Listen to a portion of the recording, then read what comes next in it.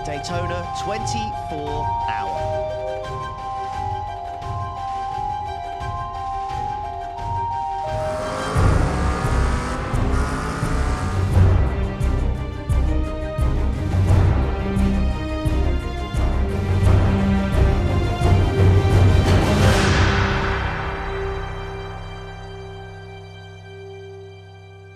This is why you must try endurance racing in sim racing, told from my perspective of the iRacing Daytona 24 hours.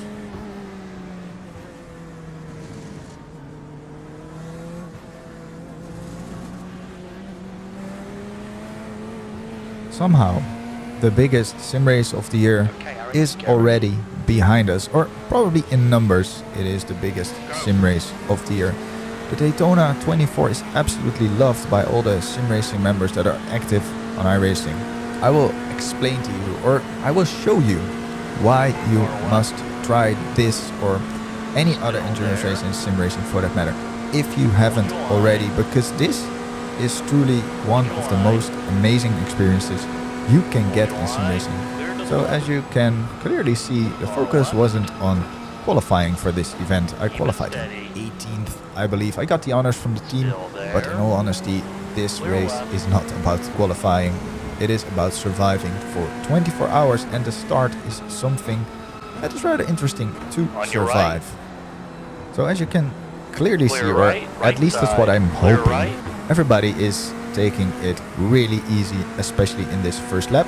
For example, the kink to the left here should be easy flat, or even on cold tires, but everybody decides to lift and just chill for a bit and just find your groove in the race and don't do any stupid things in the first lap. I would feel terrible if I would damage the car the first lap. Okay. He's still there. He's still there. Yeah. Still there.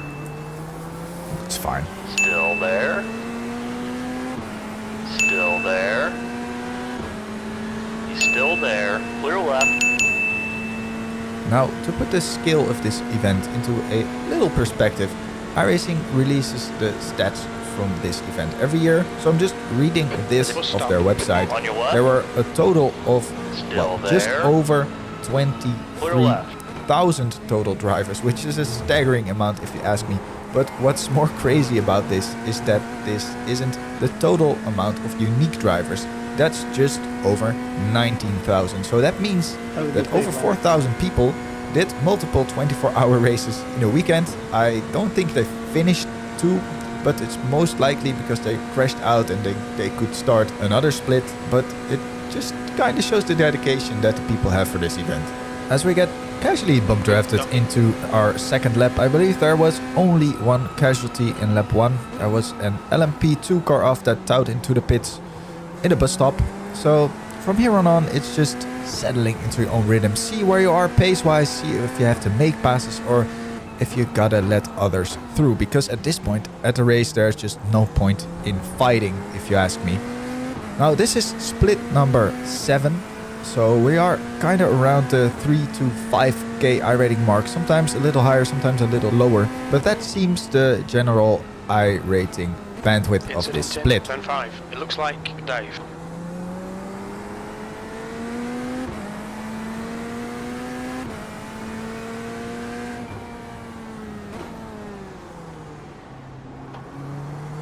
Car right. Still there. Hold your line. Clear right. Push me. Yes. Okay, Harry, the next car is Kroll, car number 303, and their rating is 4.4. Another big theme of this race is that it is multi-class. As you can see here, we are getting passed by the hypercars, or GTP cars as they call them, in America in the IMSA series, and they are just so quick. It's really hard to judge, because if you see them approaching in the mirror, they're probably already there before the next corner. Now, there was a lot of criticism on the implementation of the new tires, or the new model. I don't know exactly, but I believe it was tires that got updated for the last update in iRacing, which made the cars drive more responsive, but that also made them a lot quicker. So as things stood with the Daytona 24, I did some comparisons and I had to conclude that these cars are still around 5 seconds quicker than what they should be in real life. Now, that in itself isn't the worst, but what was kind of strange is that they just seemed to defy the laws of physics when you were driving a GT3 car. It'll get very clear in the rain later on. And yes, spoiler alert, it will rain in this split. It will rain very badly. It's part of the fun, but it's also very difficult and tough to manage. On your left. Clear left.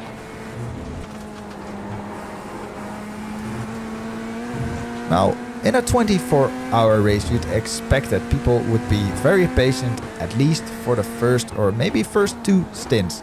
But as you will see, we're only half an hour into the race and people are already starting to get impatient.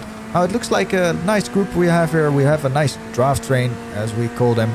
Just trying to chill, trying not to do crazy stuff. But there we go. Yeah, There's a Mercedes dive in front from the Mercedes. I'm not sure what the Porsche does, but he kind of cuts back and he takes them both out.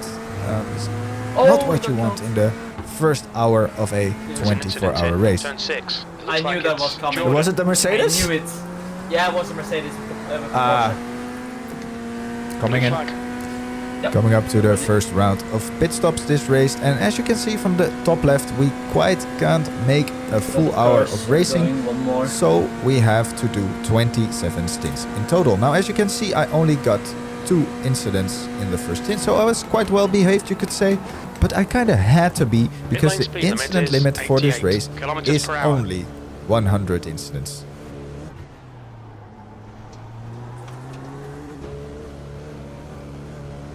We're going to have to skip a couple of hours here, and as you can see, the rain has started, which doesn't make it easier for sure. Tom and Sven, my teammates, had amazing stints, and we were actually in 6th place before we pitted. Now, we opted to go for the rain tires on this stint, even though the track wasn't entirely ready yet. There's 2 reasons for this. First of all, the rain is about to get worse, so everybody is going to have to make a switch to the wets soon enough. And second of all, it is very hard to warm up slicks on a wet track. Even if it's possible, you're gonna have to take risks that you don't really want to take in a 24-hour race. Unfortunately, however, the rain didn't fall as we thought it would, or as we hoped it would, because you can see from the dash that the tires are getting way too hot. And you can also tell from the driving that these wets aren't having a great time. But it was either this or slicks, so we didn't really have a choice, and it's just one of those things that you have to manage in a 24-hour race. Sometimes you have to do a stint that's just not in the right window at all, and it's just part of the experience. And even though my face looks annoyed at the time, looking back on the footage, I think it's really cool that this was a part of our race. Incident in turn 5. On your left. Clear left. Who's up next? Me. Me. He says in a sad voice. You anticipate. I mean, let's like be ready to jump in whenever we decide something, right? That's... I mean, after the next... What the... Whoa.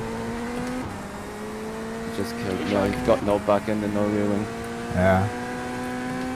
Somehow, this wasn't a meatball, but as you can see through this first horseshoe, there's absolutely no grip. That's also because I was outside of the racing line on the marbles there, but the car was absolutely dead. It was very risky to drive because of the missing rear wing. I tried to continue for a couple of laps without the wing because the track was still getting wetter and wetter, and we didn't really want to ruin another set of rain tires by going out on a too dry track, if that makes any sense. But you can see here we got really lucky with the optional repairs. Only 3 minutes, and look at this. Like I said, the complete back end of the car is missing, so really lucky. There's a car approaching. Stay behind the line. One of the forever pulls. Yes.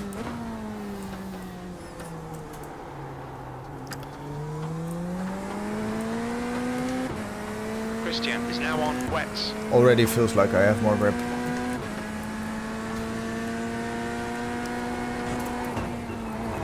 Almost dies. Famous last word.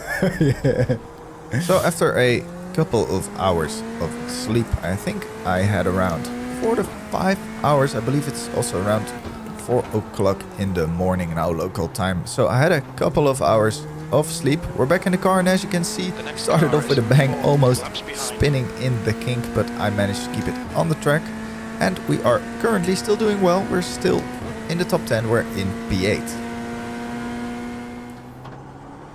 There's an incident in turn 1. It looks like kink. So we're now over 11 minutes into the video, and I haven't even started to explain the title of why you should try this and why this is so fun.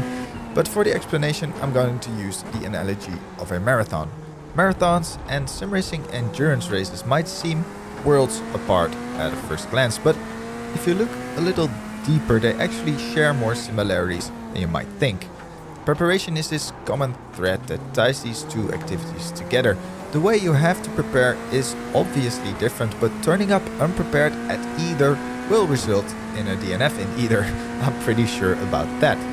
Now, the preparation itself isn't the most fun and rewarding thing to do. I'd say in both cases. In the marathon case, you're gonna have to run a lot. In the sim racing case, you're going to have to drive a lot just to be comfortable, to keep the car on the track in all situations.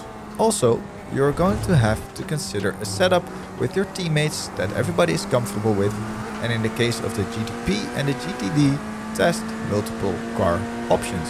Skipping to the last part of my stint, you can see the sun is rising. Well, you can't actually because it's behind the clouds, but it's definitely getting lighter out there, and also more sketchy because the rain has started to increase.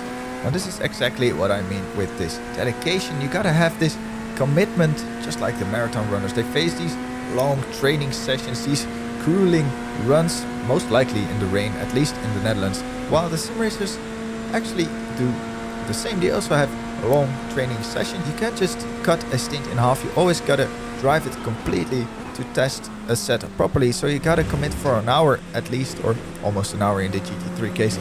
But in both cases, the process requires discipline. Now, onto the race day itself, and it's this mental game that makes it fun whilst being quite demanding, if that makes any sense. The monotony of lap after lap after lap can lead to this weird mental fatigue, and the pressure to perform consistently without making major mistakes can be overwhelming. A single moment of concentration loss can result in a crash, in a massive crash in Daytona, or the drive-through penalty like you saw with the 100 incident limit.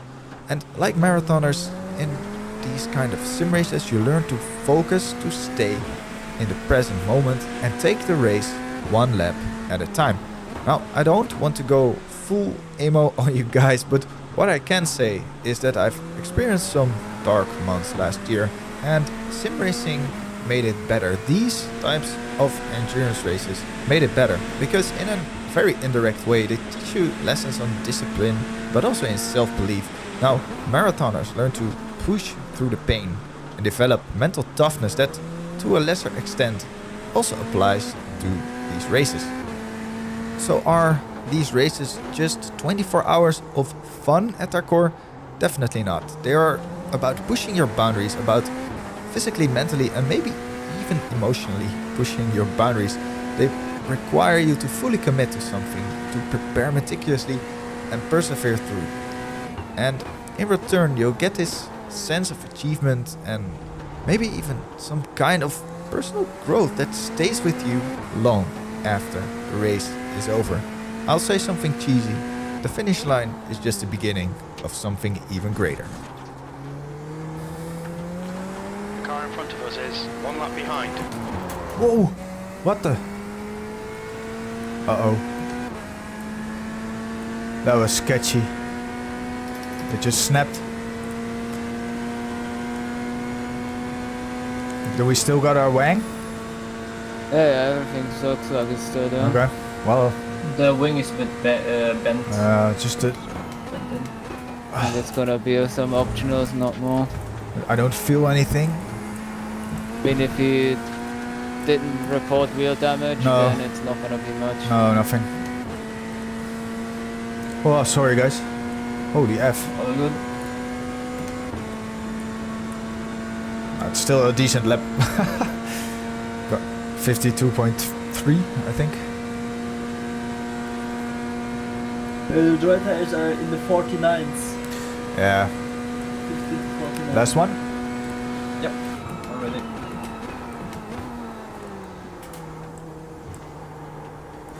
Yeah, it's kind of the same as Running on last fumes, night mate. when Coming Sven to was the driving. end of this lap. Box this lap. Okay, Harry. there's a Also faster hitting car like the approaching. ceiling at like 51s, low 52s. And then as soon as the people who were going with the slicks were straight into 49s. So all the emotional talking aside, I got very, very lucky there with that slight wall tap nudge, however you want to call it. I did hit the wall, but luckily there was not a lot of damage, if any. However, if you look on the top left, you can see that we are currently in P3. Yes, after a night of sketchy driving in the rain, we're on the podium. We somehow survived the night very cleanly, and we are currently 15 places up from where we started. But as you can see, we're also in the same lap as P4, so we're gonna have to push on in order to get that podium.